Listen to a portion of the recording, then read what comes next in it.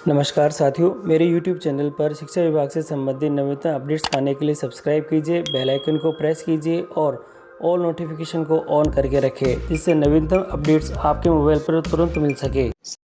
साथियों, शाला दर्पण पर फंड और मैनेजमेंट नाम से एक नया टैब शुरू हुआ है और इस टैब के अंतर्गत हम अपने विद्यालय के बैंक अकाउंट का विवरण दर्ज करेंगे और ये बहुत ही महत्वपूर्ण है और सभी विद्यालयों के लिए ये अति आवश्यक है। इसकी अंतिम तिथि 30 नवंबर 2021 दे रखी है। साथियों, ये काम करने से पहले हमें कुछ महत्वपूर्ण बिंदुओं का भी ध्यान रखना होगा और उन महत्वपूर्ण बिंदुओं को ध्यान में रखते हुए ये सारा हमें काम करना होगा। तो आज मैं अपने इस वीडियो के अंदर यही जानकारी दूंगा कि ये जो फंड और मैनेजमेंट टैब नया आया हुआ है, इसके अंदर आप आपके जो विद्यालय के सभी बैंक खातों का विवरण किस प्रकार से दर्ज करेंगे। तो वीडियो को शुरू से अंत तक जरूर देखें। साथियों, शाला दर्पण पोर्टल पर प्रारंभ किए गए फंड मैनेजमेंट मॉड्यूल में बैंक खातों का विवरण दर्ज करने के लिए कार्यालय निदेशक माध्यमिक शिक्षा राजस्थान बीकानेर के द्वारा 18 नवंबर 2021 को आदेश भी जारी हुआ था और इसके अंदर बताया गया कि शाला दर्पण पर एक नया मॉड्यूल यानी नया टैब शुरू हुआ है। उस टैब का नाम है फंड मैनेजमेंट और इसी के साथ ही इसमें हमें जो विद्यालय में संचालित समस्त बैंक खातों का सही विवरण दर्ज करना है और उसे हमें सत्यापित भी करना है। तो साथियों, अब ये जो सत्यापित करना है और इसकी जो अंतिम तिथि दे रखी है वह 30 नवंबर 2021 दे रखी है। तो अब मैं आपको बताता हूँ कि ये जो मॉड्यूल है, इस मॉड्यूल के अंदर हम जो हमारे विद्यालय के समस्त बैंक खातों का विवरण किस प्रकार से दर्ज करेंगे, इसके लिए हम आपको शाला दर्पण पोर्टल पर ले चलता हूँ।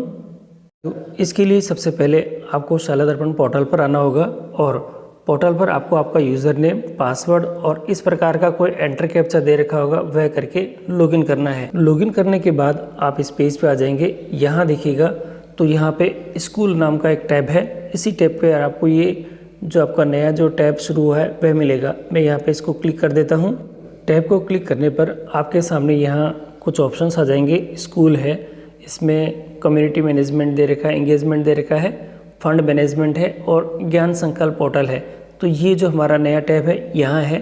आपको इसी को क्लिक करके आगे की प्रोसीजर करना है। मैं इसे क्लिक कर देता हूँ। फंड और मैनेजमेंट टैब को क्लिक करते ही दो हमारे पास और ऑप्शंस आ चुके हैं। देखिएगा, ये इस नए मेनू बार के अंदर दो ऑप्शन है, स्कूल बैंक डिटेल है और स्कूल बैंक डिटेल स्टेटस दे रखा है। तो हमें सबसे पहले काम करना है स्कूल बैंक डिटेल के लिए। तो ये जो पहला वाला ऑप्शन दे रखा है इसी पर हम क्लिक करेंगे। मैं इस पर क्लिक कर देता हूँ। बैंक डिटेल को क्लिक करने पर हम इस पेज पर आ जाएंगे। मैं स्क्रॉल करके दिखा देता हूँ। यही वह पेज है जहाँ पे आपको आपकी एंट्री करनी है। अब मैं उन सभी बिंदुओं के बारे में बता देता हूँ जिनको आपको जानना जरूरी है, जो कि इस प्रक्रिया के बहुत महत्वपूर्ण बिंदु है। यहाँ दे रखा है, एक एक करके विद्यालय के समस्त बैंक खातों का विवरण दर्ज करें और उस बैंक खाते का एक कैंसिल चेक। साथियों, ध्यान रखिएगा, उस बैंक खाते का एक कैंसिल चेक की इमेज आपको अपलोड करनी है। सेव किए गए खातों का विवरण नीचे प्रदर्शित होता जाएगा। आपको थोड़ा ध्यान रखना है इसके बारे में कि कैंसिल चेक की आपको इमेज पहले से बना के रखनी होगी। और इसी के साथ यहाँ दे रखा है, खातों का विवरण दर्ज करने के बाद प्रत्येक खाते को वेरीफाई कर OTP द्वारा सबमिट किया जाना है। साथियों, प्रत्येक खाता जो है वह OTP के माध्यम से वेरीफाई होगा। सबमिट करने से पूर्व खाते का विवरण में किसी प्रकार का कोई सुधार किया जा सकता है, किंतु सबमिट करने के बाद अगले स्तर पर वेरीफाई के लिए फॉरवर्ड हो जाएगा और किसी प्रकार का कोई संशोधन इसमें संभव नहीं है। तो बहुत ध्यान से आप आपकी एंट्री को पहले नोट कर ले कि भाई क्या क्या एंट्री करनी है और जो डिटेल है आप सब इकट्ठी करके रखें। अब अगले स्तर पर सत्यापन की प्रक्रिया। प्रारंभिक विद्यालय जो शिक्षा के विद्यालय है उनके लिए यहाँ दे रखा है, संबंधित PO UCO विद्यालय के प्रधानाचार्य, प्रधानाध्यापक, व्याख्याता के स्टाफ लॉगिन में प्रदर्शित होगा, जिसे संबंधित कार्मिक OTP के द्वारा वेरीफाई करेंगे। तो आप थोड़ा नोट कर लीजिएगा कि इनके जो स्टाफ लॉगिन है, इनके ये स्टाफ लॉगिन में ये शो होगा और ये OTP के माध्यम से इनको वेरीफाई करेंगे। आगे दे रखा है माध्यमिक विद्यालय है, तो उनमें क्या दे रखा है, संबंधित मुख्य ब्लॉक शिक्षा अधिकारी कार्यालय में कार्यरत किसी भी कार्मिक के स्टाफ लॉगिन में प्रदर्शित होगा, जिसे संबंधित अधिकारी के OTP के माध्यम से वेरीफाई किया जा सकता है। एक सबसे महत्वपूर्ण बिंदु है यहाँ पे, विद्यालय स्तर से सबमिट पश्चात बैंक खाता विवरण किसी अधिकारी कार्मिक के स्टाफ लॉगिन में प्रदर्शित होगा।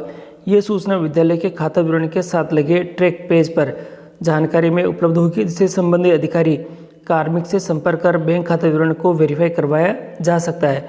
तो ये भी बहुत अच्छी बात है कि वो जो अधिकारी का नाम होगा जिसके ये कार्मिक के जो स्टाफ लॉगिन पर ये शो होगा, तो उसके जो ट्रैकर में हमें ये भी पता पड़ेगा कि किस अधिकारी की ये फॉरवर्ड हुआ है और उस अधिकारी से हम बात करके इसको वेरीफाई भी करवा सकते हैं। तो ये तो थोड़े महत्वपूर्ण बिंदु साथियों, और इनको आपको थोड़ा ध्यान में रखते हुए ही ये सारा कार्य करना है।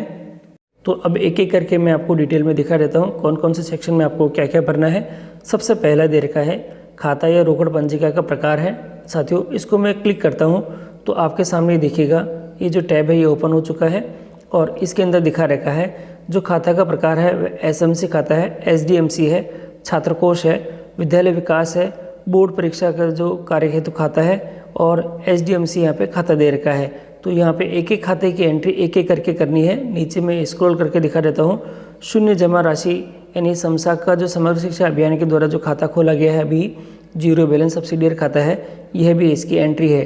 तो एक एक करके आप यहाँ सभी बैंकों की आप एंट्री करते चले जाएं।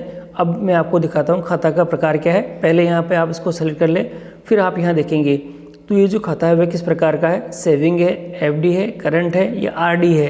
तो यहाँ आप इसको खाते के प्रकार को आप सेलेक्ट कर सकते हैं। तो दोनों चीज़ें आपकी क्लियर हो चुकी है कि पहले में आपको खाता सेलेक्ट करना है, फिर खाते का प्रकार क्या है वह आपको यहाँ पे देखना है। साथियों अब यहाँ पे दे रखा है बैंक पासबुक के अनुमोदन यानी अनुसार खाते का जो नाम है, जो बैंक की पासबुक की आपका जो खाता लिखा हुआ है, यानी आप पहले सबसे पहले बैंक की जो पासबुक देख लें और उसमें जो नाम लिखा हुआ है वही नाम आपको यहाँ लिखना है। आपके स्कूल का जो नाम है अलग से वो नहीं लिखना है। जो बैंक की खाते की पासबुक है वही नाम आपको ध्यान में रखते हुए यहाँ लिखना है।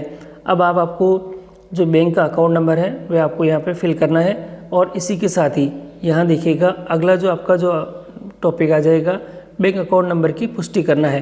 यानी ये जो खाता नंबर आप यहाँ डालेंगे वही खाता नंबर आपको यहाँ करना है। ये डबल बार है इसमें यहाँ पे। फिर आपके जो बैंक खाता है उसका जो IFSC कोड है वह लिखें और बैंक का जो नाम है वह क्या है यहाँ लिखेंगे। जो ब्रांच है साथियों जैसे ही आप IFSC कोड लिखेंगे तो ये दोनों ही कॉलम आपके स्वतः ही यहाँ पे आ जाएंगे। अब आपको खाते का उपयोग क्या हो रखा है, आपका जो बैंक खाता है उसका खाते का उपयोग आप किस रूप में किस मद में करते हैं, इनमें से आपको सेलेक्ट कर लेना है।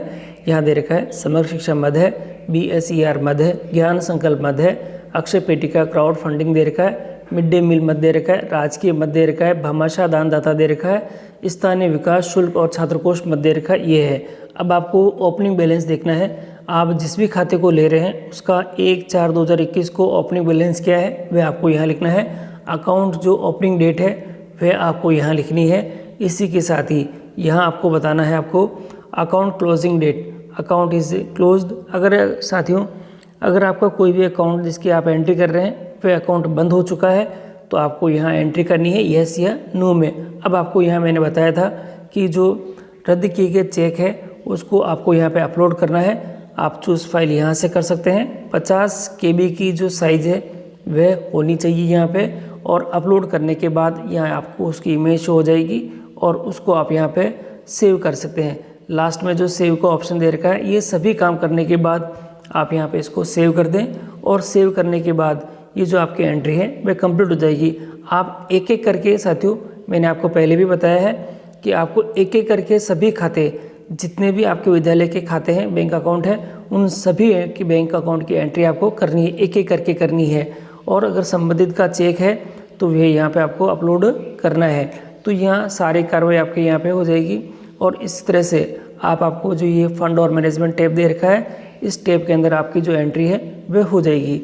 फिर भी कोई समस्या हो तो आप मुझे कमेंट कर सकते हैं और कमेंट का जवाब मैं आपको तुरंत देने की कोशिश करूँगा।